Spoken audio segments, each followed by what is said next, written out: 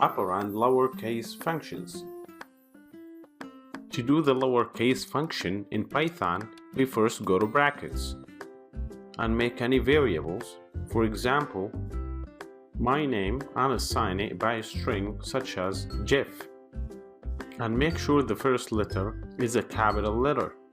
Then print my name dot lower and put 2 brackets. After that, save the file and try a terminal and see what it's gonna print for us.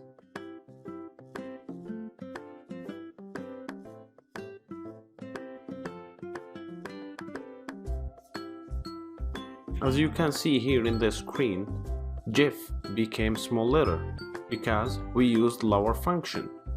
Okay, so right now go ahead and try upper by the same way that we use for lower. Then save the file and try on terminal again.